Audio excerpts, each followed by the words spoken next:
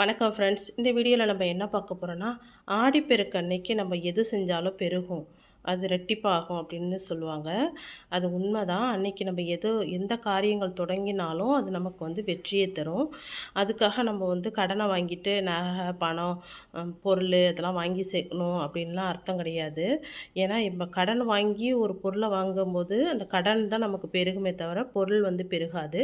அன்னைக்கு நம்ம எப்பொழுதும் வீட்டுக்கு யூஸ் பண்ணுற உப்பு, மஞ்சத்தூள் இது மாதிரி மங்களமான பொருட்கள் நம்ம வாங்கும்போது அது நமக்கு வீட்டில் செல்வ செழிப்பை கொடுக்கும். அதெல்லாம் எடுத்து நம்ம அன்னைக்கு நம்மளால் முடிஞ்ச ஒரு 3-4 பேருக்கு நம்ம அன்னதானம் செய்யணும்.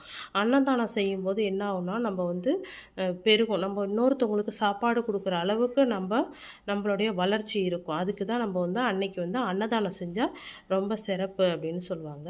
இந்த வீடியோ பிடிச்சிருந்தா கண்டிப்பாக லைக் பண்ணுங்கள், சப்ஸ்கிரைப் பண்ணுங்கள்.